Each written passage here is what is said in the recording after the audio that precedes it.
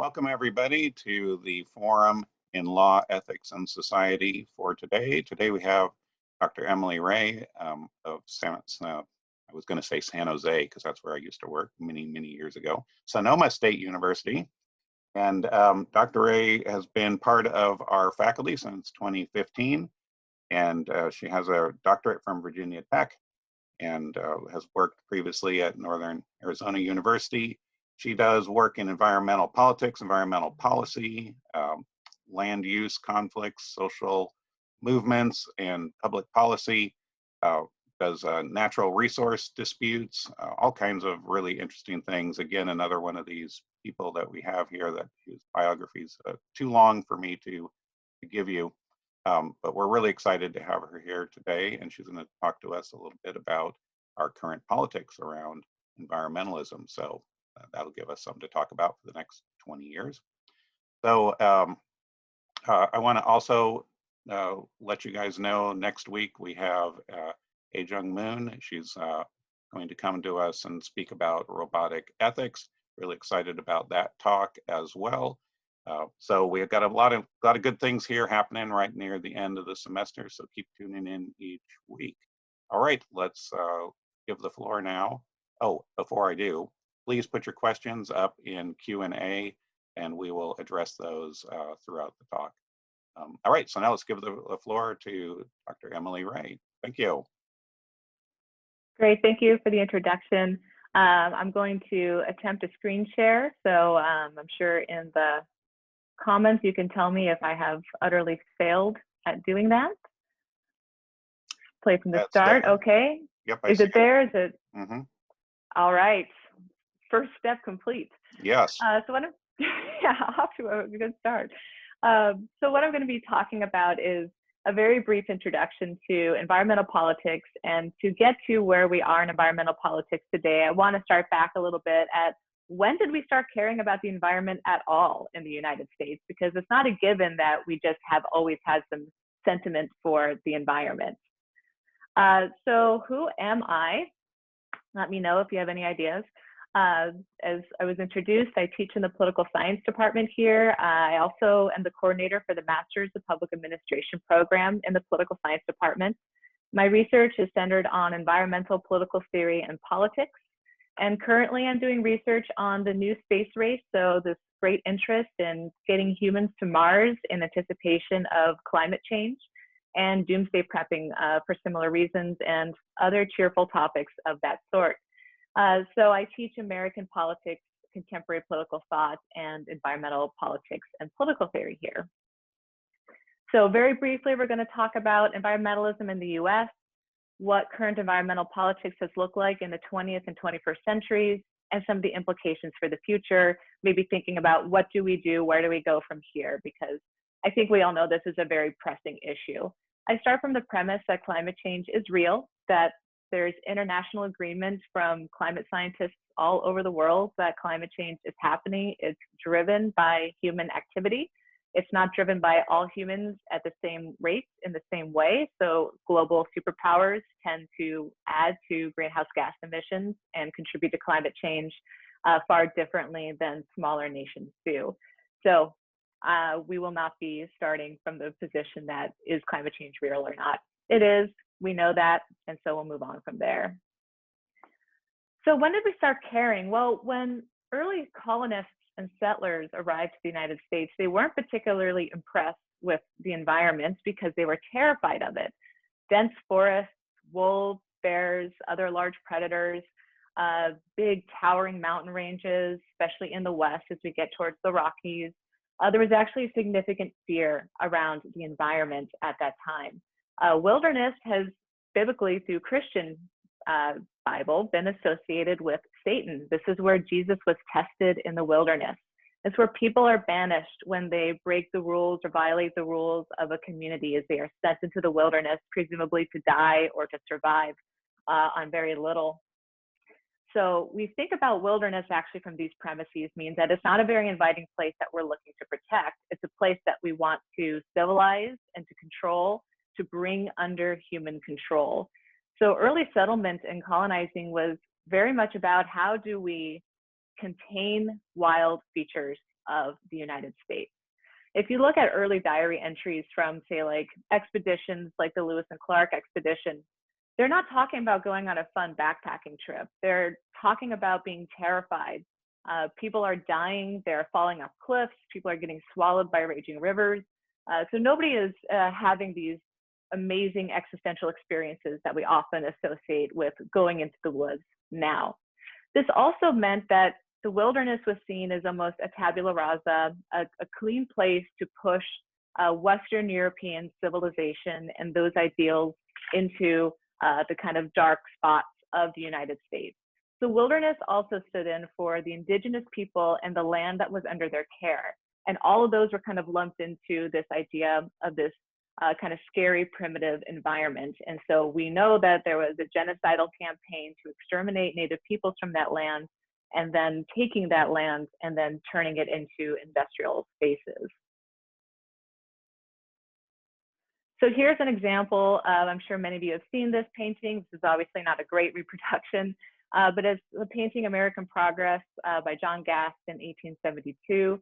And you can see it's kind of this angel of progress bringing light with her across the darker end of the continent. As settlers and cowboys are moving forward, they are pushing indigenous people and their livelihood further into the edge, which would become the frontier. And the frontier in the West was the last part of the wilderness to conquer.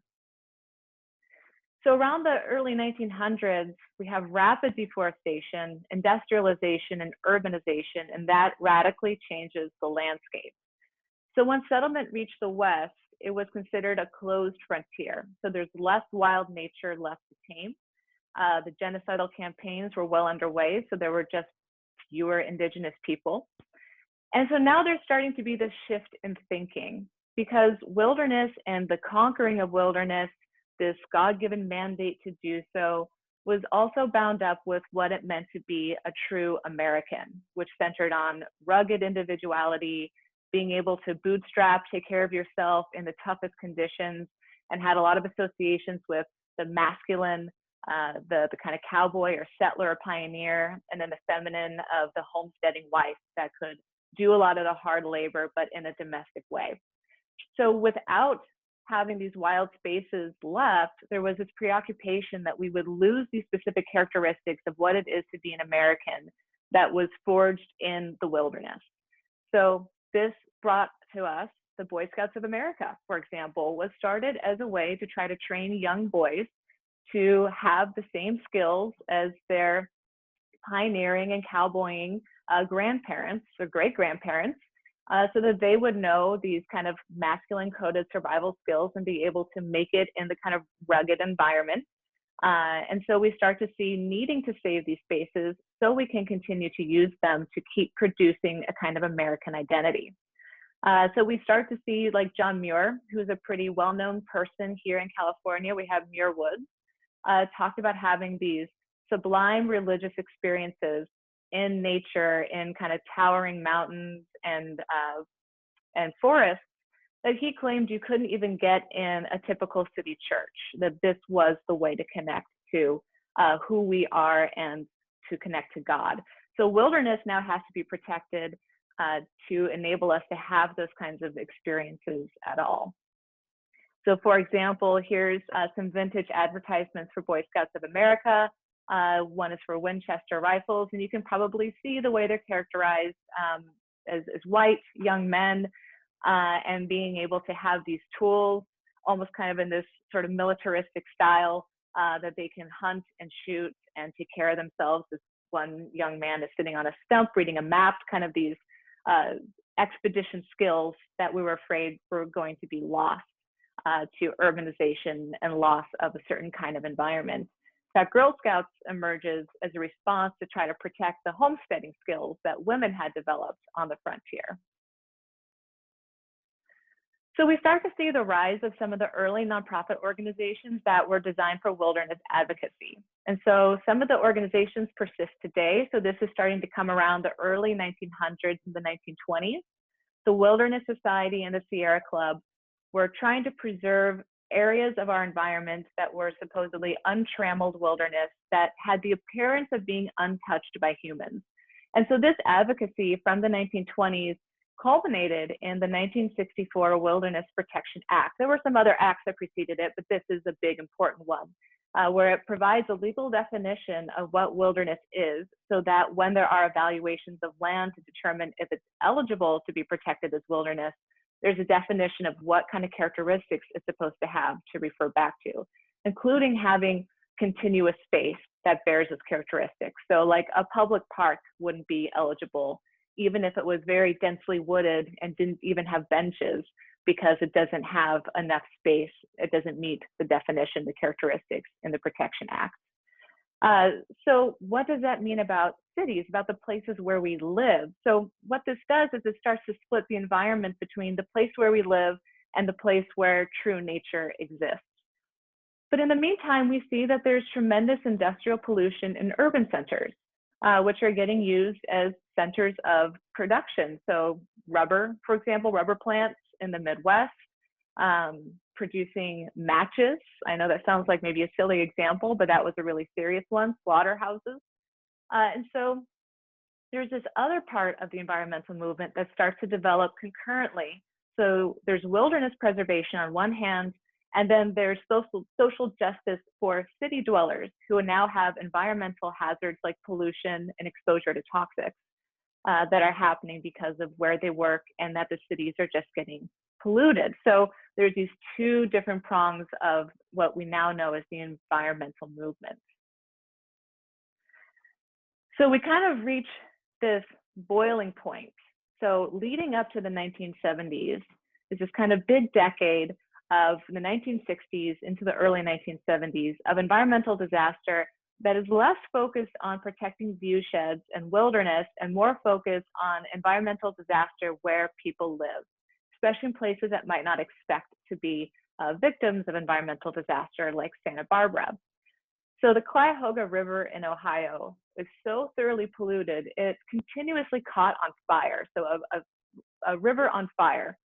And so finally, by the 1960s, there was enough advocacy that they needed some kind of oversight, governmental oversight, to protect the river and to pay for cleanup because of the industries that were doing all of their waste dumping in the river. In 1968, there was an oil spill off the coast of Santa Barbara that shocked people who lived there, and they really made a big scene about it. And that was really nerve-wracking for the president at the time, because they were not used to having an environmental movement, especially one that wasn't just on the fringes. In the 1960s and 70s, we had the Love Canal disaster.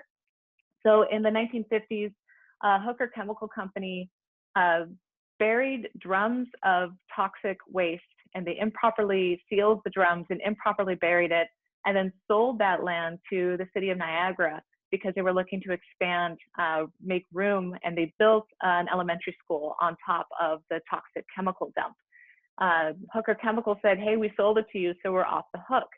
So you can imagine all of those chemicals started to seep up to the surface, and children were getting really sick.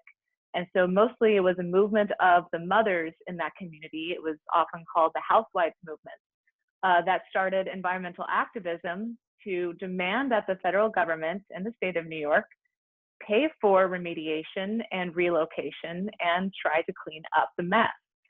So this comes together in broad support for the first Earth Day in 1970. So a couple of images from this, Save Your Earth. You can't get off. There's a smidge of irony there because there's a great effort to try to get off the planet right now, but we can talk about that in Q&A if you wish. The middle image is school kids who are protesting the Love Canal disaster, and then the last one is city council members in Ohio that are putting a white sheet into the Cuyahoga River and then pulling it out and seeing how covered in oil and pollution that it is. So what maybe a surprise to some of you is that the president responsible for ushering in tremendous federal oversight for environmental protection is Nixon. You may say, I didn't realize Nixon was such an environmentalist. He's not. Nixon's not an environmentalist. Nixon was terribly unpopular for his international policies. He desperately needed to win back the public with domestic policy making. So paying attention to and responding to these growing domestic issues and social unrest around environmental issues made him agreeable to pass a lot, or to help pass a lot of these laws. So Nixon approved the creation of the Environmental Protection Agency, the EPA, and he even appointed a very aggressive administrator. The first administrator went after the private companies and started suing them so that they would have to pay for cleanup of their pollution. He later replaced that administrator with someone who wouldn't take their job so seriously. He also supported the Clean Air Act, the Clean Water Act, and the National Environmental Policy Act, or NEPA. These acts are still of critical importance to us today. NEPA, for example, requires environmental impact statements before a public project can be started. So, for example, if somebody wants to build something over a wetland, they have to go through an environmental impact statement where they assess the environmental impacts of the project as it is, and then look at if there are ways that can make it less negatively impactful, or if the project really can only be executed the way it's already been stated. There's a lot of loopholes and ways to get around this stuff, which we'll talk about a little bit, but at the very least, these policies are there as a guiding framework. So does that mean we've solved it? No, unfortunately. The Reagan administration came in, and one of the first orders of business was to immediately roll back environmental regulation, because Reagan and the Bush administration, by that matter, essentially made a promise to the private sector that they would protect them from these regulations, because regulations meant having to pay fines for violating the terms of Clean Air Act and Clean Water Act, having to slow down how quickly they're able to start and finish projects because they have to go through environmental impact statements, and that they may have to, say, retrofit coal and oil-fired plants so that they don't pollute so much out of the smokestacks. Private sector doesn't want to be encumbered by those things. So the Reagan administration tried to help relieve them of the burdens of federal regulation. He appointed Ann Gorsuch as the EPA administrator, and her charge was to gut the EPA from the inside out. You may recognize her last name because Neil Gorsuch is her son, and he's one of the most recent appointments to the Supreme Court under the Trump administration. So all this industry pressure to roll back environmental regulation was fairly successful. And we can chalk it up to the rise of neoliberal policymaking. Now, neoliberalism is probably used a lot as a term, but essentially it is liberating the market from public interference, and in fact, marshaling the forces of the state to support and uphold the market so that capital can flow as freely as possible without so much public interference and regulation. And so that is kind of a guiding principle to addressing the existing environmental regulation while also trying to free up the private sector to not have to worry about dealing with those regulations. So to fast forward us to now, hopefully we have a little bit of a more robust sense of where we've come from when we started to make the transition from disliking the environment, being afraid of it, to starting to realize we have a need for it, not necessarily ecological need, but more of an identity and political need. And then starting to have better science to help explain why we also have ecological need for a healthy environment that has integrity. Ecological sciences start to come up and popularize around the early 1900s. And so we can kind of track that through the changes to the environmental movements as well. So how about now? So when we look at the Trump administration, for example, we see that there are a few major categories of environmental regulation rollback. The first is in the extractive industries. The second, access to previously protected land that's now open to development. Rolling back carbon and greenhouse gas emissions regulations, and climate change adaptation and mitigation. So I'll go through each one of these in turn. So for the extractive industries, under President Trump's leadership, the Department of the Interior has ended the war on American energy and coal, which allows local communities to prosper. And this was a statement by Casey Hammond, the Acting Assistant Secretary for Land and Mineral Management. So we'd want to just maybe first look at the language used here, that regulation is made equivalent to a war. a war on American economic industries, energy and coal. This assumes that energy is a domestic priority, meaning that we have to maintain our economy as it's based on fossil fuels and the extractive industries, and that any regulation of those is essentially going to war on ourselves. So this kind of language implies that rolling back environmental protections is really an act of patriotism. And environmental regulation is trying to destroy the foundation of what makes America so great. So it's really important to read the justifications for rolling back environmental legislation. So what that means is that American energy and coal is supposed to be unleashed to be productive again. Now we know that the coal industry has started to be in decline for a number of reasons, but not least of which is it has become increasingly mechanized, which means there are fewer coal miners going in situ, meaning tunneling into mountains.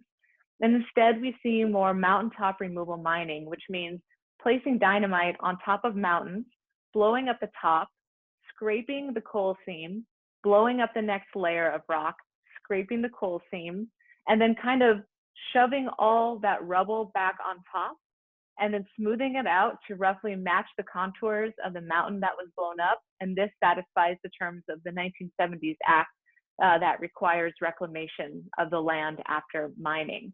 I have visited some of those sites. I have visited and stood atop of one of the mountains that has been supposedly reclaimed. It does not look like a mountain. The soil is gone, the topsoil gets destroyed, so nothing can grow there, and it requires basically plumbing to prevent flash flooding from happening from rains going straight down the valley where people live. So it doesn't actually work out all that well. But these are not discussed when talking about why we regulate. So there's this assumption that it's only these regulations that are causing decline in these particular sectors. Another way that extractive industry has been given more permission to be more wasteful is that the environmental assessment found no significant impact in reopening public land to coal mining leases, which means it's easier for coal companies to claim a lease on public land, and the assessment claims that there's not going to be a significant impact on that land in developing more coal mining leases. And finally, the administration has rolled back the moratorium on granting new leases established in 2016. So again, making it much easier to allow the private sector to lease public land, use that, and then make profit off of that, but not necessarily to do so in a responsible way. Most administrations, the Bush administration did this as well, is kind of fudge with the regulations. So there was a switch in the language during the Bush administration from preventing the overburden, so the topsoil, the waste products that comes from mountaintop removal mining. It was supposed to be a certain number of feet away from stream, but instead they said it was a recommendation instead of a requirement. So these little changes make it much easier for companies to not get in any trouble for doing things that were previously disallowed. For land access, in 2017, the Trump administration tried to reduce Bear Ears and Grand Escalante National Monuments in Utah by 85%. So essentially, they're shrinking the space of land that's protected, and in the spaces that are now unprotected, it's now available for leases for oil and fracking. So it opens it up to uranium mining as well. Uranium mining has a long storied history in the United States.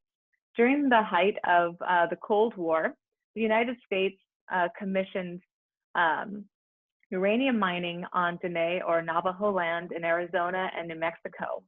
They hired Dene workers, men, to do the mining, and they did not tell them that they were interacting with radioactive material. They also did not clean up the mines. So some of those mines are still essentially open with radioactive materials just out. People have often used that rock and rubble that they found to build homes. And so that's actually been part of a movement mostly led by Dene women to try to hold the government accountable for that. So when we think about mining and fracking, we're also thinking about deep socioeconomic issues and justice issues in addition to the actual impacts on the environment and the land itself. There's also over 100,000 archaeologically important sites that would now be open to being fracked or mined. This is a little contentious. There's still a lot of lawsuits that are pending that are filed by environmental protection nonprofits and by Native American tribes to stop that and do a new environmental impact statement to see if it's really okay to open up that land to mining. So we're still pending. Also, the market isn't that great for taking up these leases and then doing that work. So there hasn't been a big land grab yet that was anticipated. Here's a couple of images of bear ears with some mining equipment already developed, a sign warning about radioactive material in Dene land and Bear Ears National Monument. So you have an idea of what it is that people are interested in protecting. The next one we look at is carbon and greenhouse gas emissions. So one of the things the administration has recently done is weaken the justification for regulating mercury and heavy metal emissions from coal and oil-fired plants, which means it's easier for coal and oil-fired plants to pump mercury and heavy metals as one of the waste byproducts when they're generating energy. They could retrofit their plants with scrubbers that should get more of that material out before it goes into the atmosphere, but a lot of those are grandfathered in and are therefore exempt from having to meet those standards. We've also eased methane reporting standards for energy businesses, which means you have to emit a lot more methane before you have to report that you're emitting it at all. Methane and other gas flares from fracking operations contribute significantly to greenhouse gas emissions. That's obviously one of the main drivers of climate change. And the administration withdrew guidance for federal agencies to include greenhouse gas emissions in environmental reviews, which means that when completing an environmental review and an impact process, they no longer have to account for the greenhouse gas emissions associated with that project. And then climate change, as I'm sure many of you are aware, the current president withdrew from the Paris Accord, which is an international agreement to keep global temperature rise under 2 degrees Celsius and to pursue domestic measures for climate change adaptation and mitigation.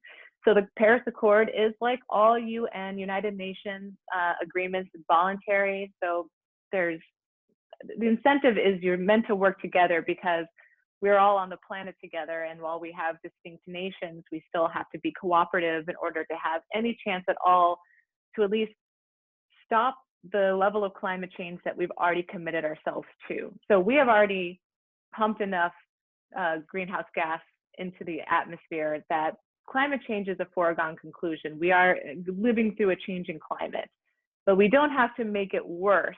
So there are certain benchmarks that we could try to hit to try to contain the damage and then be able to focus on adaptation measures as well.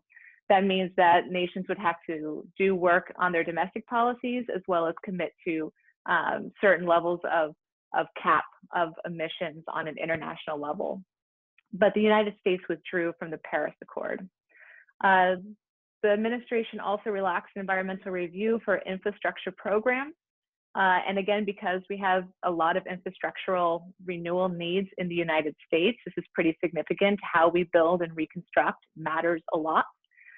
They also rolled back President Obama's federal flood risk management program to reduce risk of flood and flood-related disasters.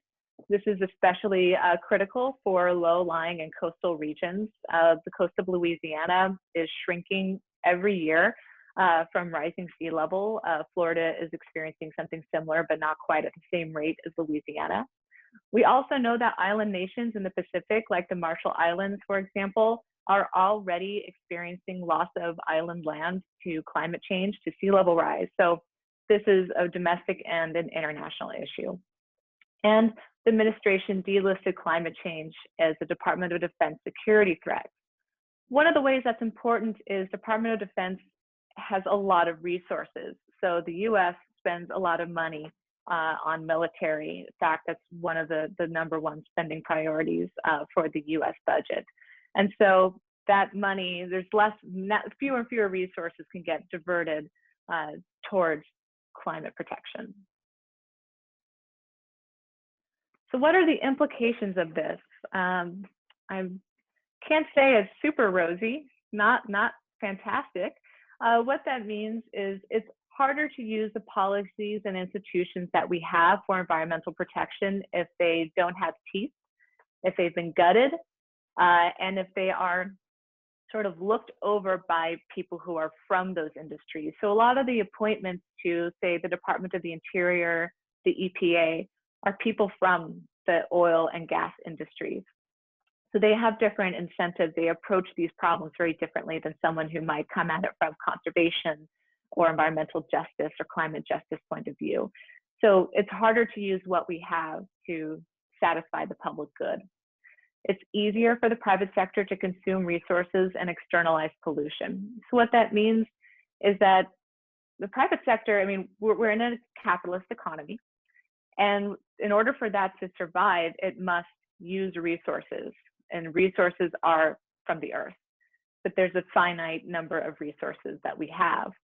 So as we consume those and turn those into products, we also need to put those products somewhere, which means that the private sector working with the state has an interest in making markets for those things. So let's say in the US, we cannot possibly absorb any more dairy products.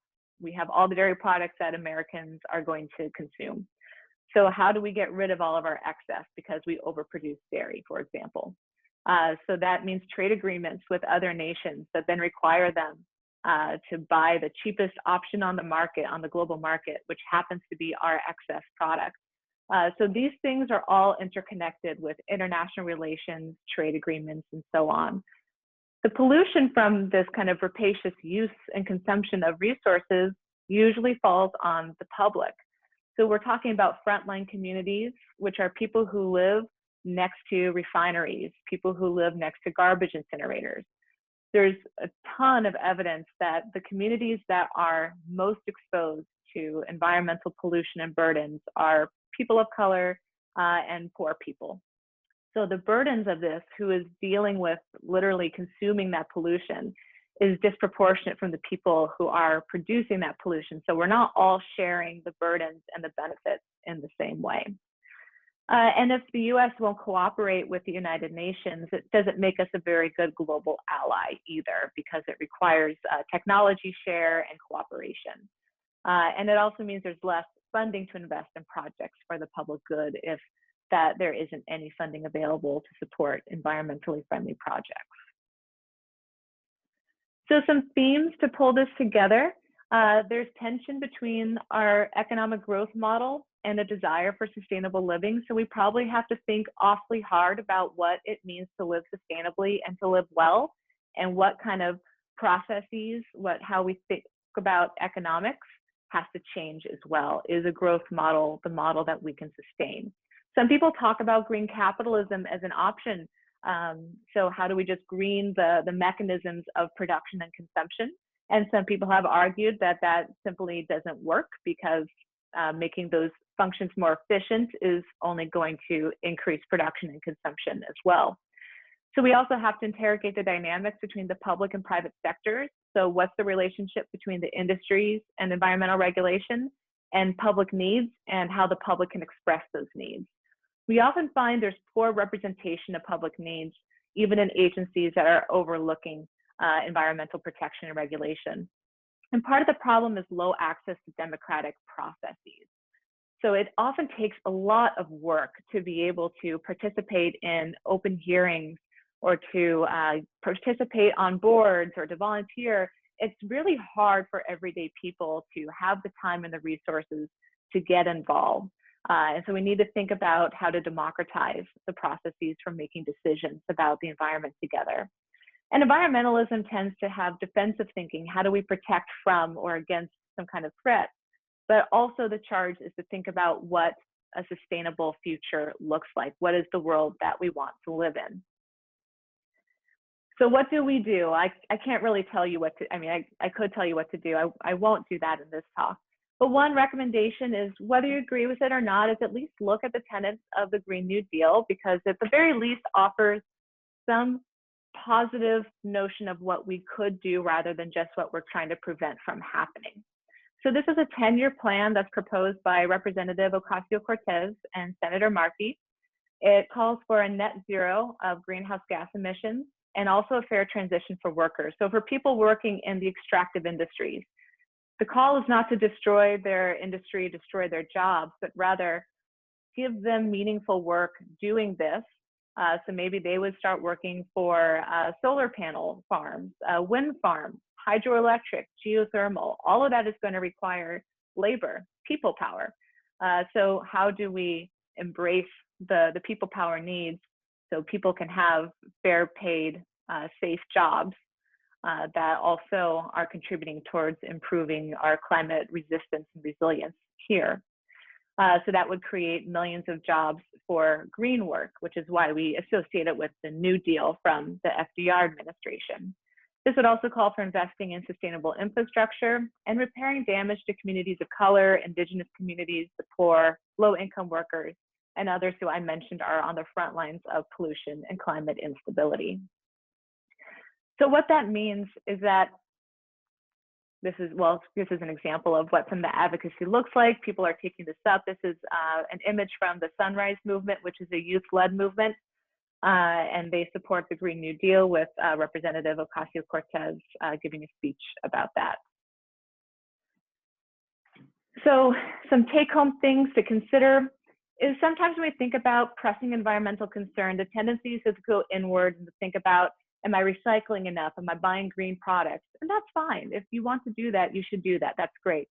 Oh, that is not the sum total of what needs to happen in order to address these problems. This is a collective responsibility issue. It's a community issue. So I mean, we also know that a lot of our individual remedies are just frankly a little ineffective. So plastics recycling. In the 1980s and 90s, the plastics industry very cleverly got the recycling chasing arrows to be stamped on every piece of plastic with the number, which indicates the plastic type 1, 2, 7, so on. The chasing arrows gives us the impression that all plastics are recyclable. Most plastics are not recyclable. And in fact, even the plastics that we're told are recyclable are probably not going to get recycled because the industry has a preference for producing what they call virgin plastics. So plastics straight from petroleum products rather than from recycled plastics. So we can end up just getting stuck, kind of feeling defeated, trying to find our individual solutions, but this is a community problem. So think about organizing for community resilience. What does it mean to work with your neighborhoods? For those of us living in Northern California, we may have firsthand experience working collectively with others to try to protect ourselves, make sure that we're okay during disaster. So how do we kind of create those kinds of communities? We also think about pressuring institutions and political actors. So finding democratic ways to engage and thinking about climate change in context with intersecting political issues, because climate change isn't isolated from the rest of the pressing issues that we talk about. We talked about trade agreements a little earlier. That's connected to climate change. We can also think about justice issues. Well, I mentioned the frontline communities and who is disproportionately bearing the burdens of climate change and pollution. Those are intersecting political issues. You can also think about military interventions. The US military is one of the #1 polluters in the world. Think about all the bases. Think about when bullets and weapons and tanks are left behind. We can think about landmines and where those are and where those are left behind, parts of land that are totally uninhabitable now. And so think about our other major decisions that we make and how that relates to the environment. So I encourage you to not think of it discreetly, but as something that we can all tackle along with other pressing issues. So I see it's about that time. So I'm going to stop screen sharing and turn it over to questions. Thank you for listening. Okay, thank you. This was really enlightening and really great topic for us to be talking about in the current world events. So I wanted to start with just a quick discussion about that, maybe building a little bit off of a question from Aileen, who asks, in your professional opinion in regards to climate change and damage with the new Biden administration, will we as a country be moving in the right direction on combating climate change and reversing damage the Trump administration exacerbated? And I want to add to that, especially given that when we were watching the debates, you could see Biden having to backpedal away from the Green New Deal as fast as possible in order to just barely win this election. And the fact that both of them are trying to convince the world which one loved fracking the most, right? So what do we have? What do we stand to gain now? Great question, and very good points to add. That I hope we've all noticed that both Harris and Biden came out pretty strongly pro-fracking. Fracking is pretty environmentally damaging. It's not a good thing that we should continue to do. So I think in the way I look at this is electoral politics is probably not going to be the solution to what we're after. Electoral politics is one of the many pressure points that we can use to advance a green future. But having Biden in office may open up more opportunities to pressure representatives to vote in a way that feels more in alignment with what you like. But that's probably not going to be it, because we know that Biden and Harris are not running on a green platform. They are in support of oil and fracking industries. The Obama administration was as well. So we have to watch for who they end up appointing to those cabinet positions, like Department of Interior and EPA, to see what kind of indicate for us. Are they industry insiders? Do they have science degrees? So start to look for those signs and look at the executive orders that start coming out right away. But I think that the way we're going to address this is going to be building public pressure. And we might look for the administrations that will be most responsive to public needs, but not necessarily going to do that work on our behalf. Right, and then to build on that just a little bit, it seems like my prediction, and for whatever that's worth, is that we will, because the country is so polarized, we're going to see these administrations flip-flopping really quickly back and forth. Maybe we'll only have 4-year presidents from here on out. So we'll have Republican administrations come in and gut EPA and take us out of Paris Accords and do all that stuff, cause a lot of damage. And it's always easier to topple things than to build things. So then when Democrats get their 4 years, they'll try to build, but they won't be able to withstand the amount of damage that's done every other administration. So that you're going to always have this 2 steps backwards, 1 step forward kind of thing into the foreseeable future. Yes, so that's one of the reasons why I caution about putting all of our hope in electoral politics, because it's going to be, it's responsive to forces beyond just our vote or what the public will is, if there even is a unified public will, which there really isn't. We also saw that of the down ballot candidates for like running for Congress, all of the ones who were out and vocal for the Green New Deal won their elections. So we also need to pay attention to what is actually working. So people that are messaging about, say, Medicare for all and Green New Deal are actually more popular than I think we have been led to believe. And so that's why I think looking to social movements, looking to justice movements will give you a good sense of what people are requiring, what they're demanding, what they think a good future is, and then building through those movements and thinking about electoral politics more strategically rather than as a silver bullet. What do you think of the fact that these populist movements get branded by their political opponents as Marxism and communism, attached to things that Americans find really odious and are frightened of? That I think is something new, right? And within the last 10, 20 years is this attempt to try to red wash the Green New Deal.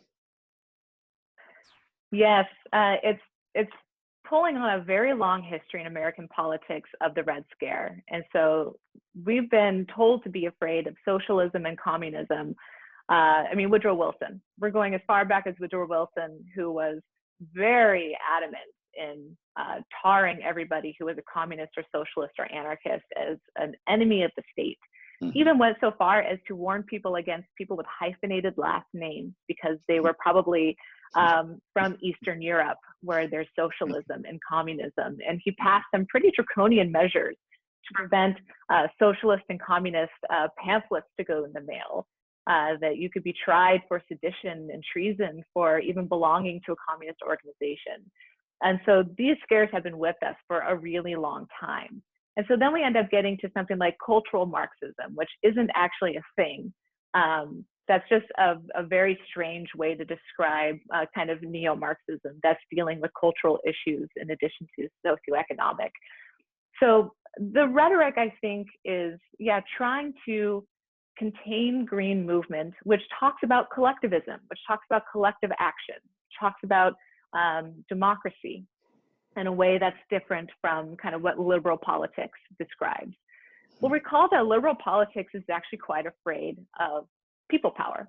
Yeah. The Constitution is designed to limit the power of the people. The Senate is designed to limit the power of the people. The House of Representatives is supposed to be more representative of the people. And the Senate is designed as the elite check on the whims of the people. So we already have built into a liberal democratic space here in the United States deep concern for people movements, which isn't to say that all movements that come from people are great and we should embrace them all. But it does mean that we have had this rhetoric of kind of fear of democracy and fear of socialism for a long time. And since environmentalism is kind of asking for checks on the market and increased democratic participation, and socializing some of our industries so that they can be under democratic control rather than private control. This is kind of a neat way to pull a rhetoric of fear that is so familiar to Americans and then kind of cover green politics with that.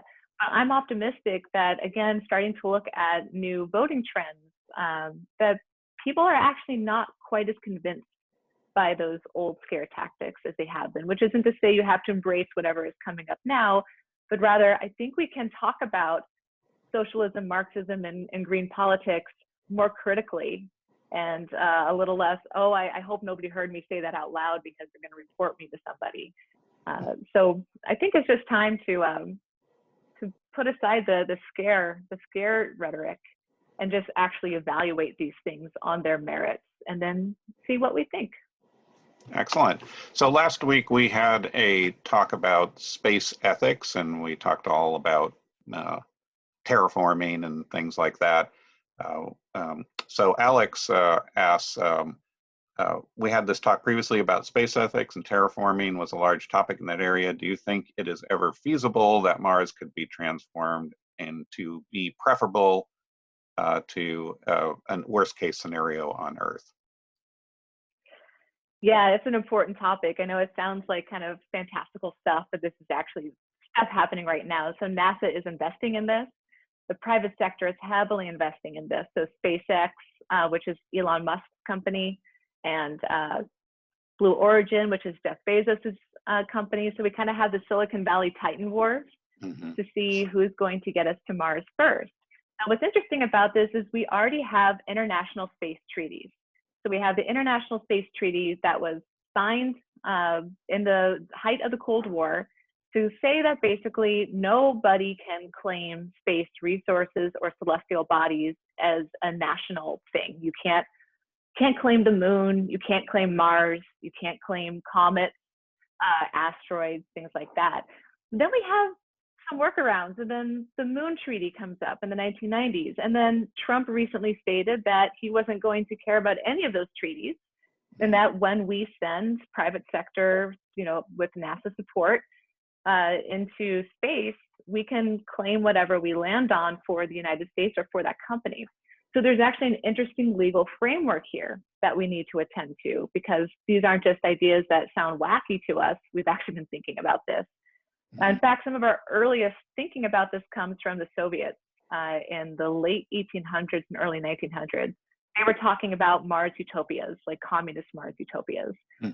The mid-century of the United States has been talking about this too through science fiction as well. So what do I think about the possibilities? I think to answer that, I encourage you to look at who is trying to colonize Mars. What are the political positions that they are bringing with them? and what are the economic frameworks that they're bringing with them? Because we imagine that someplace like Mars is a tabula rasa. It's a blank space, can do whatever we want with it. I actually encourage everyone to read the Red Mars series because this has been, I think, thoroughly examined in this wonderful sci-fi series. But we still have a lot of technological feasibility issues to deal with. But let's just say even that we can develop the technologies necessary to terraform Mars and make it livable. That does not tell us what world what socio-political world we would be building. And that, I think, is the question we need to critically think about. Who gets to Mars? Who gets to make these decisions? And does that thinking help us think better about how we want to live on Earth? Because not everybody is going to get off the planet if that becomes a possibility. So we need to think about for whom this is an opportunity and what are they bringing with them. So another, since we're in the valley, extended valley, and there's a lot of techno-utopian and libertarian thinking there, nuclear energy comes up as one way to solve our problems, either by fusion or fission. So what are your thoughts about that? And John also would like to hear your thoughts on that. So I think some European countries are starting to commit to denuclearizing, that they don't want to be dependent on nuclear power plants. Nuclear power plants are deadly. I mean, if we think about infrastructure for anything, it's going to fail at some point. So we know like the pipelines that carry oil all throughout the United States, we're sitting on top of a network of pipelines moving oil around. Those leak and fail, like almost by definition, they're going to fail. There's no fail safe. I don't know how many more Fukushimas we need to make the point that this is not the answer, and that we need to stop thinking about playing with radiation as if it's something that we fully understand and can control. We also know that governments are pretty irresponsible with radiation technologies. So in Washington State, for example, the US established radiation, basically developing materials for nuclear bombs and weapons. And they just very willingly exposed workers and nearby communities to radiation. They even released radiation as a cloud to see where it would travel. And most of their guesswork with the weather patterns and whatnot don't work. We know that we have bombed the United States hundreds of times with atomic bomb testing. And that has done irreparable damage to people and places, animals and life. And so we know people in Japan are still suffering from the effects of Fukushima. So in my opinion, I don't think that nuclear is the answer. It's dangerous, and it's dangerous even when we have responsible actors overseeing it. And it also requires a ton of mining. So it requires extraction that is also incredibly dangerous. So I don't think it's sort of paying off one, borrowing from the other. It doesn't really do the job I think we want it to do. But we do have plenty of other renewable options that are far easier to solve the problems associated with geothermal or wind or solar than it is to solve the problems with nuclear. Excellent. So Trent has a question about the generational politics. So is it common historically for younger generations to be shrugged off when they protest by older generations? And I would also like to add to that this what I find fascinating is the fact that the generation that's currently in power, when they were young, they were hippies and really interested in the environment. And now they seem to be turning their back on the Green New Deal. Like once they actually have power, that like they're no longer pro-environment. So are we doomed to that with each generation? The younger see the problem, and then as they get older, they flip and don't see it anymore. Yeah, I think a lot of people are thinking a lot more about generational politics. My answer, I think, will be twofold. We cancel each other out just to be very helpful to everybody here. One is, yes, I would say youth movements are often discounted and shrugged off or considered an annoyance, but they get the job done a lot of the times too. So it was youth out protesting the Vietnam War, put sufficient pressure to change the course of the Vietnam War. Youth have been out protesting police brutality has been doing more work than any policies that have been passed so far. So I think it's common for youth to have a certain energy and approach and see things and be vocal about them and exercise their civil rights that may not resonate with people of an older generation. Part of that we can pull from maybe Marcuse, so the critical theorist might help us here. That after some time, you might have collected just enough that you have something to lose. So you might be afraid of some radical propositions because maybe you bought a house, maybe you have a job that you don't hate, you still recognize the structural problems, but you have something to lose in structural change. And that can be pretty unnerving as well. I also think that we might mistake that the way our world shakes out is just on generational lines, because I'd like to point out that there are people who have been protesting since Vietnam that are still protesting now. There's elders and indigenous communities are leading the way to try to fight pipelines. So we know that a lot of people who have been living as frontline communities are people of all kinds of generations that are working together. So I think what would be useful is to think about intergenerational coming together, but being aware that sometimes youth movements especially get overlooked or have their eyes rolled, but I think at everyone else's expense, because that's people power too. Excellent. So I think we have time for one more before we run up to the end of our time here. So this is an interesting question that Trent asks. Do you think we will have to create new regulations on battery factories as the automotive world turns towards electric vehicles? The production of these batteries takes a toll on our environment. I think what you're running into is the problem with trying to solve environmental issues through the market. So replacing cars with gas-powered, fossil fuel-powered engines with battery power. Okay, maybe that helps as a stopgap of some kind, but I think what you're doing is a great job of looking behind the purported solutions. Where is it just creating an environmental crisis in a different way than the way fossil fuels might have? Maybe it's helping with emissions, but we know that we don't have a very good way to deal with the battery at the end of its life, and that the production, I think this is kind of a joke now that the Prius is like the most resource intensive car to produce and ship around to people. And then what have we exactly accomplished? So I think what it is sure, we can look at better regulation for companies. I think Europe has a little more of a handle on this with producer responsibility. So producers have to account for, basically take back the battery, take back the Apple product or whatever, and then they have to responsibly dispose of or recycle those products. So there's some ways we can think about regulation by putting the burden back on the producer to contend with the thing that they made, rather than the consumer, where we are burdened with doing something with the thing that we made. But in addition to looking at different regulatory frameworks, we probably want to ask the next question, is that really solving the problem? Could we not invest in public transportation? Could we not think about making it possible that people don't have to travel hours from where they live because there's no jobs where they live, or they can't afford to live where they work? So I think there's other associated problems that the battery car seems a solution to, that actually we can solve in a more meaningful way. Excellent. All right, so so a lot of students have to head off to their 1 o'clock classes, so I will I'll take this moment to let everybody give you virtual applause. And thank you so much for spending some time with us today.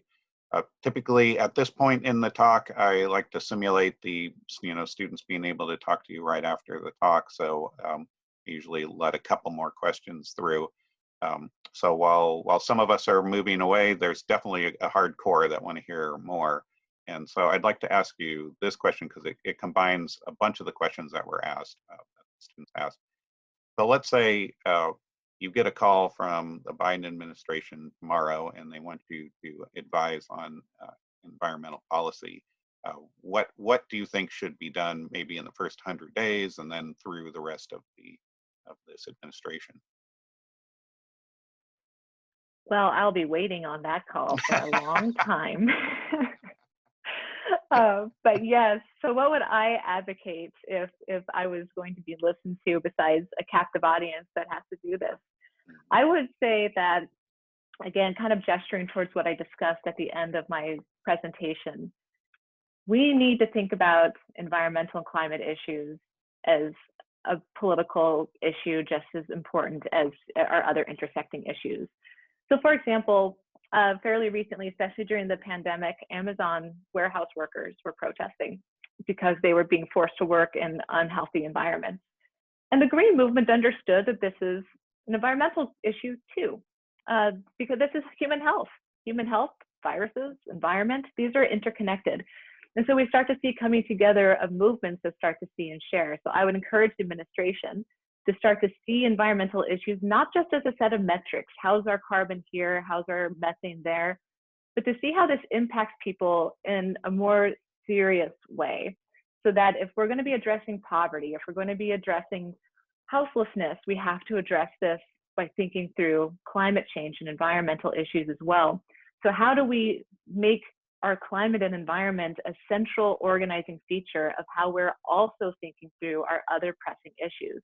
For immediate recommendations, I would obviously suggest roll back the rollbacks so we can at least push back and get as much kind of regulation, close up Arctic refuge, close up places that have been opened to extraction and close those back up. We have all the energy we need above ground already. We just haven't exhausted the market for it yet. I would also encourage better international cooperation to immediately rejoin the Paris Accord, and then to also make strong commitments. So bringing down our carbon emissions, regulating industries. I would also advocate removing from any regulatory positions anybody that has held lobbying positions on behalf of extractive or agricultural industries. So there's a few ways to immediately just kind of tidy up the political environment, but then to also take seriously the Green New Deal and to listen to the advocates, because they, more than any other elected official right now, understands the beat of what American politics looks like. So get in touch with the people that we actually have elected that seem to understand the best. So don't go to the, I think Imhoff in Oklahoma, who once tossed a snowball in a congressional session to make the point, we can't have global warming because look how cold it is, there's a snowball here. Those are the people that are on environmental committees in Congress. And so we need to put pressure to change that new congressional leadership. Right. Yeah. The work at the Congress level is going to be really difficult because you're right. A lot of those people are entrenched in and have a lot of power. So let's change the discussion to something a little more local. But another number of questions, we can deal with a whole bunch of them all at once, are about Newsom and California. So Governor Newsom's ban on new gas-powered cars provides a significant challenge.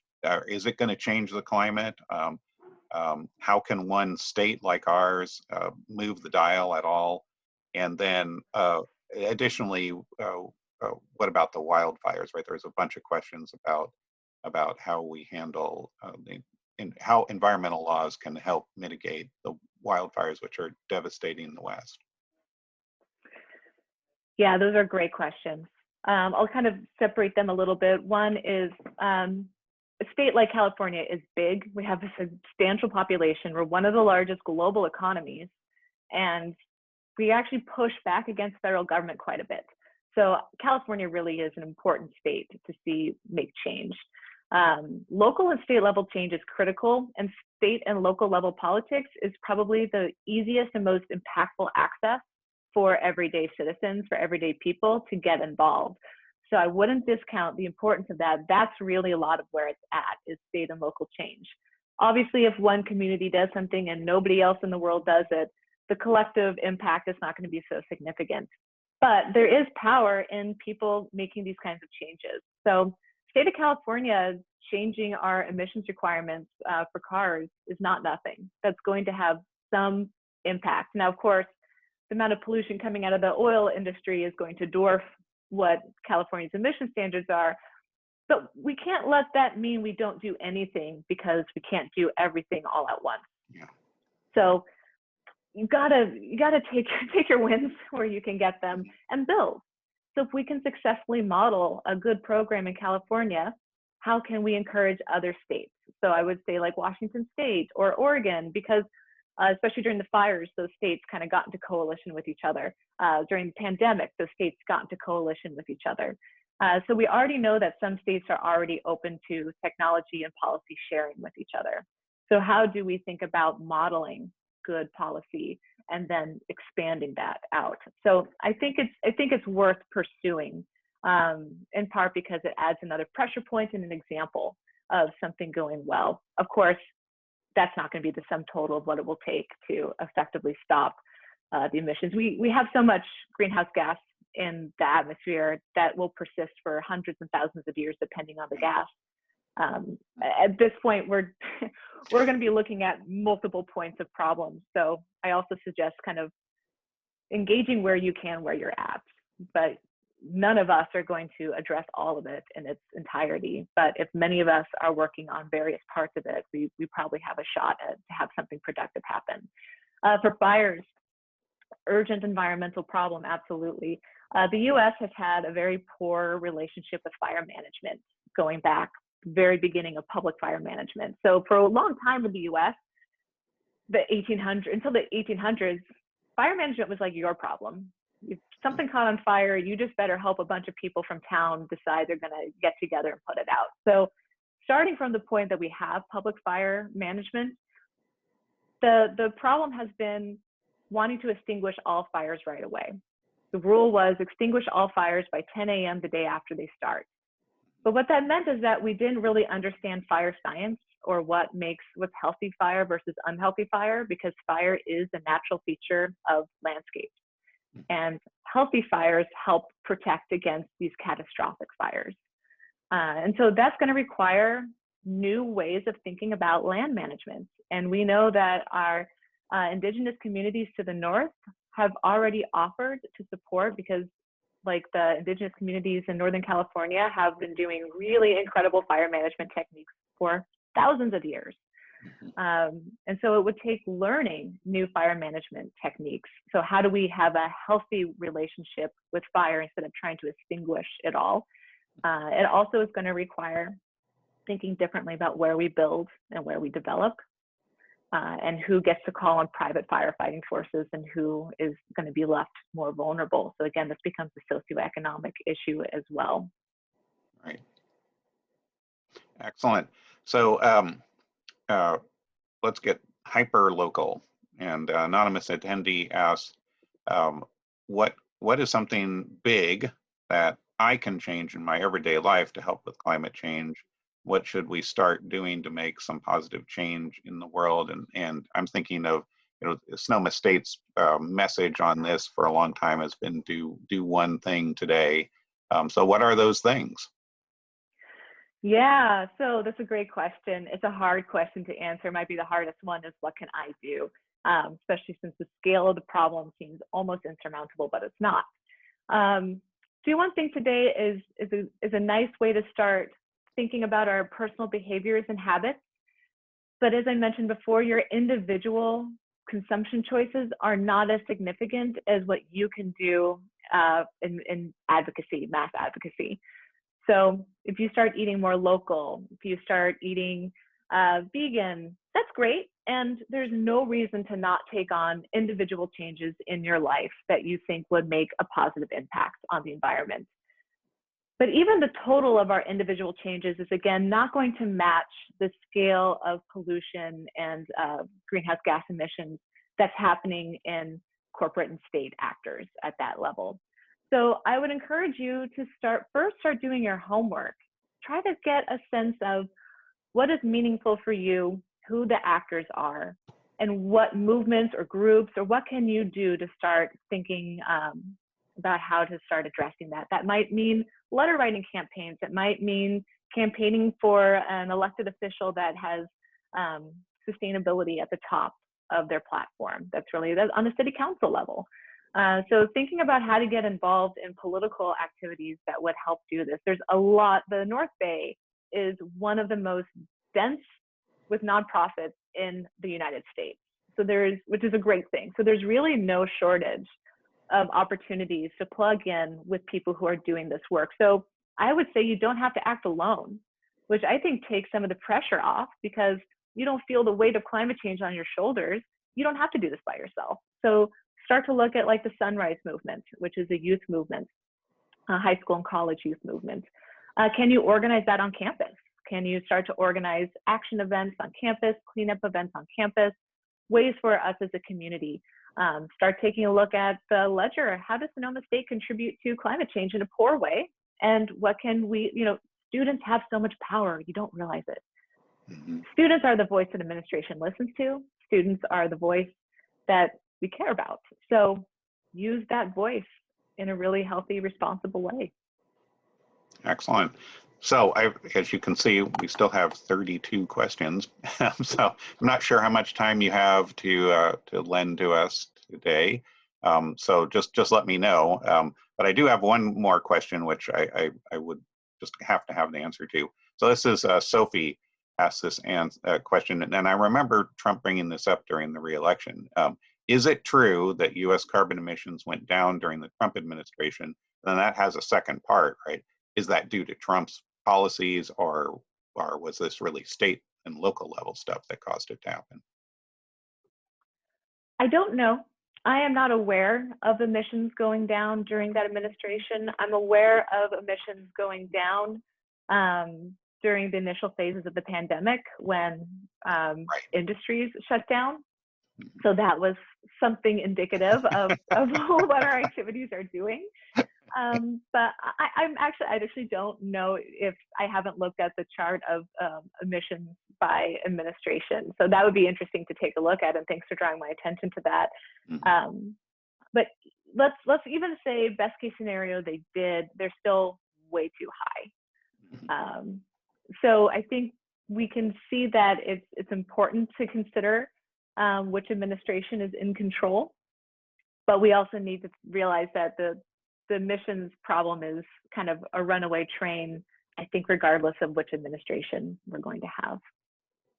Right. Yeah, I think that's a huge issue. It's like when you're dying of a high fever and it goes down a little bit, and celebrating that. I mean, you can celebrate it, but you're still dying. Right. Yes. Yes. So let's see. I'm digging through these questions here. So Thomas says, do you believe being more controlled by liberals will be okay? Not sure what that means, but we'll see what your answer is. So maybe thinking about a more like a Biden-Harris administration, we think about as more liberal versus conservative.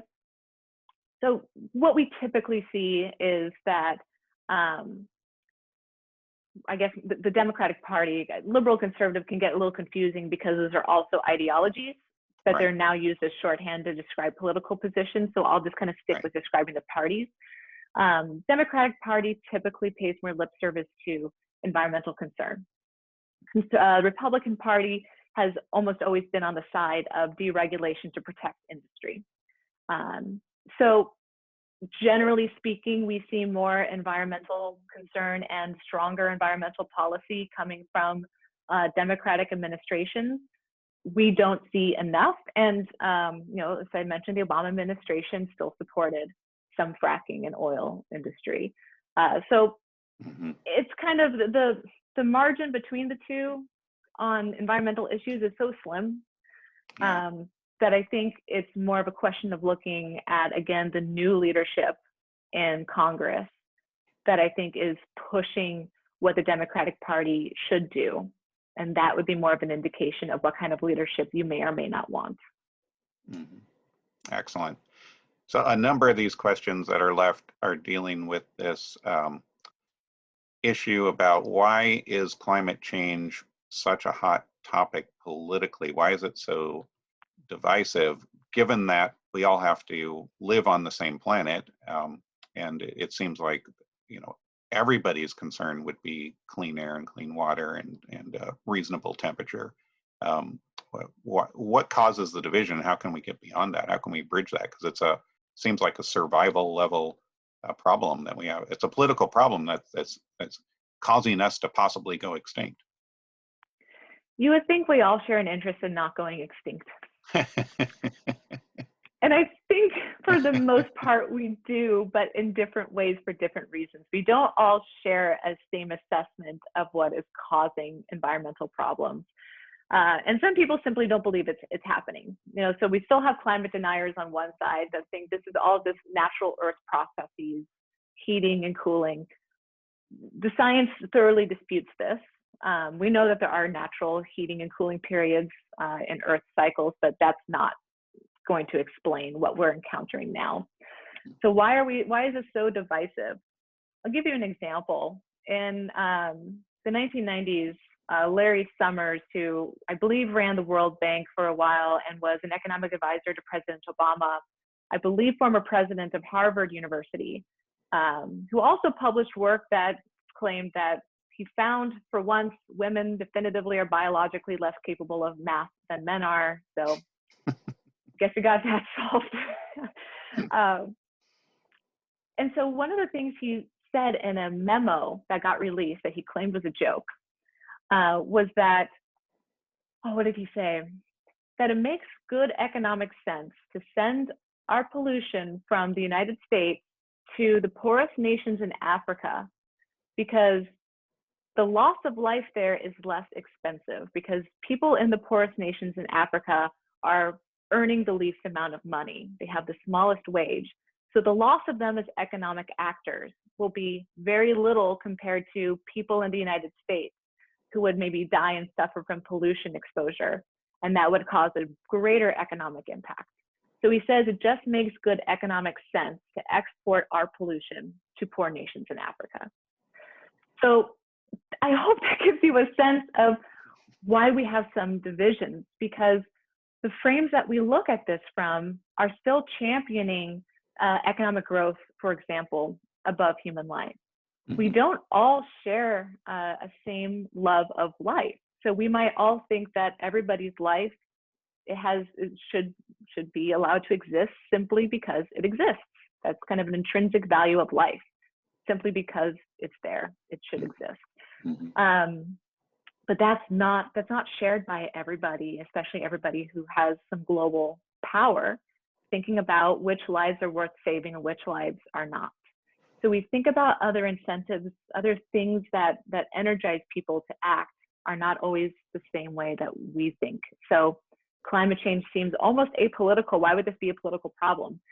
Because they are political activities that are generating climate change. The way that we produce, the way that we consume, the way that we travel, these are all political decisions as much as they are social and economic decisions as well. How are we incentivized to travel? So those are political decisions about how we invest in urban infrastructure. I don't know about you all, but I find public transit here in the North Bay terrible. It's really hard to get around using. The train doesn't stop where you need it. It doesn't run when you need it. It's expensive. So we're incentivized to get a car and to travel on our own. So we have to think about how the world is made and who's making those decisions. And these are political questions. Yeah, that's one thing that's truly amazing is that in order to get from Sonoma State to San Francisco, like you'd think any student would want to do, it's going to require a lot of effort to take public transportation to get in there. And that should be the easiest thing in the world. And it just makes no sense how we've developed a public transportation system that just does not serve us at all with something so seemingly basic, right? Yes. Yeah. Any European country that was this close to a major metro center, you could get there in 20 minutes, 30 minutes on the bus or something. So what is, I think this is a really good question from Elaine. How do we combat being more aware, our building awareness of intersectional environmentalism? Why do people of color, our low-income communities, why are they affected disproportionately? in environmental pollution than others. I think we already started talking about that. If somebody thinks that because I'm a CEO and I make billions of dollars, I am worth billions of people that make 50 cents an hour, and that their lives can be sacrificed so that I can live a better life. That probably drives a lot of it. But what are some of the other drivers? Yeah, that's a big part of it, is again thinking about who can be sacrificed and which lives matter less. So what happens is these polluting activities need to go somewhere. Robert Bullard did a lot of studies about this. He pioneered what we now call environmental justice studies. So if you're interested in following up on this, environmental justice is a search term to use to start looking, and Robert Bullard, Bullard, and he's one of the first people to pioneer this. And so what he found, and he did this comprehensive study in the United States and found that communities of color, especially poor, this is race and class, are almost always connected in these analyses, are disproportionately located near toxic sites. This is right here in our backyard. So Silicon Valley, before it became known as kind of a digital tech sector, was very much a material, physical tech sector. Silicon Valley was producing microchips and processors and vacuum tubes. They were producing the actual physical stuff that goes in our computers, it goes in our hardware, that goes in our weapon systems mostly. And that produces a lot of chemical waste. That chemical waste is all over Silicon Valley. So Mountain View, for example, San Jose. I think there's 24 Superfund sites that are active in the area. A Superfund site is a site designated by the federal government through a public policy called CERCLA that designates a site as in need of remediation because it's too polluted for human use. And there's different levels of that and different levels of funding, and try to find responsibility with the companies. Companies always conveniently go bankrupt and can no longer be available to pay for it, so it becomes a public burden. Here in Silicon Valley is the densest concentration of those Superfund sites because of the polluting from the tech sector. And that is usually in the poorer neighborhoods in the area. So we can see that right here. There is some organizing around that, but we can see that here. So why does that happen? Yeah, some of it is not in my backyard, NIMBYism, that people don't want. So I think Sonoma County, for example, legislated that no tech companies could come up and even open up industry in Sonoma County. So it had to go to counties that would allow it. Often what happens is poor counties and poor towns or cities are targeted by companies and by the government as locations to put waste dumps or incinerators, because those counties or those cities are so cash strapped, they're willing to make this bargain because they need the money to be able to have that, but they also have to basically make sick their population to do so. So it's these really unfortunate deals that people who don't have access to resources end up making. So I think why does this happen is broadly talking about socioeconomic disparities. Yeah, and it reminds me, I did my graduate school in SUNY Binghamton, and that area was, Endicott is a town that's close to Binghamton, and that's where IBM started in the 30s. And it was an area that had this massive economic boom when IBM took off in the 50s and 60s with their first computing machines, and they built the first chips in America right there in Endicott. So there's now, if you go there, there's the ruins of these chip making factories. They used to employ thousands of people there, and those families, mostly working class white families, were, some of the remnants of them are still there, and they still live around this area. And underneath that was this toxic bloom of all the chemicals used to make these chips, and so it seeps down towards the river a couple of inches every year, in inundating basements, because everybody in the East Coast has basements. So there's lots of cancer, lots of disaster in this community. They're all super pro-Trump right there, and so they don't believe in any of this, and they don't think they should clean it up. And every year it's getting closer and closer to the Susquehanna River, and once it hits that, it's gonna go all the way down the East Coast, down to Washington D.C. even, and these chemicals will be mixed in with the Chesapeake Bay.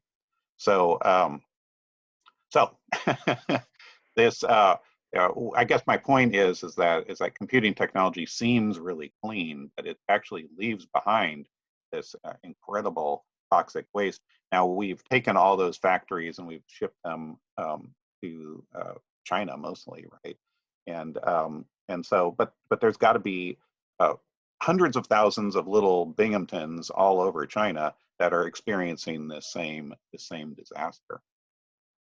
Yes, there are, unfortunately. And that's one of the things we have to think about is while we think about networking and computing and leading more digital lives, I know some people have said they prefer to buy experiences rather than objects, but your experiences come from the ground somehow or another. If you want to go experience something, you're probably getting on a plane. Where does the plane and the fuel and so forth come from? Now, this isn't to say that we have to stop doing things. That would be an impossible thing. Stop having pleasure. Stop going on trips. That was kind of the message of the environmental movement in the 1970s was everybody stop doing stuff. Everybody do your best, live more simply. That's not a vision of the future I think very many people want to embrace. So we have to think about what a good life looks like, not just what a survivable life looks like. Yeah, exactly. So maybe we can make this the last question. Alan, who's still online, would like to hear what role carbon taxing might play in that way we can have you can consume, but you pay for what you're actually consuming. So it's a way of limiting externalities. Yeah, I mean that could help with maybe at an industry level, but you may just be totally happy paying a lot of money for what you Right. consume. So this, especially since industries have a lot of money, that's actually what a lot of industries prefer is market-based solutions or some tax. But a lot of times what happens is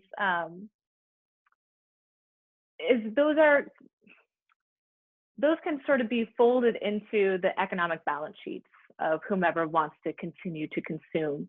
And that can disproportionately affect people who don't have a lot of money. So if we're thinking about like an individual carbon tax or something, it's like my household has to pay carbon tax. My household might be hit pretty hard because my household has to travel for work. I might rack up some amount, but I don't know, the big secret's out. Sonoma State professors are not highly paid. So that would actually hurt. So we're thinking about how we distribute benefits and burdens. So if a carbon tax is in play, who should rightfully bear that burden? Yeah. If that burden goes to industry, is it enough of a burden to discourage their current activity? A lot of industries, what they do, this happens like in mining all the time, is it's cheaper for them to pay the fee for violating the Clean Air Act or Clean Water Act than it is for them to change the way they produce. So they would just rather be in violation and just pay fees and millions of dollars because that's cheaper. So at some point, I wonder if a carbon tax doesn't just kind of get folded into that profit calculus. But which is not to say it shouldn't work or can't work, but rather we just have to think about ways that they can produce perverse outcomes. And then maybe if we want to continue with that as one solution, how do we start to contain those outcomes that we might not find desirable? Excellent. All right. Well, we have eaten up an hour and a half of your time. Thank you so much for doing that. And a really great discussion. And there's still more to be said. So we'll continue to have these discussions. And for those people that are interested, you can take Emily's classes on campus. And we have all kinds of environmental classes. This campus is really focused on this topic very strongly. So you can definitely find out all the information you need.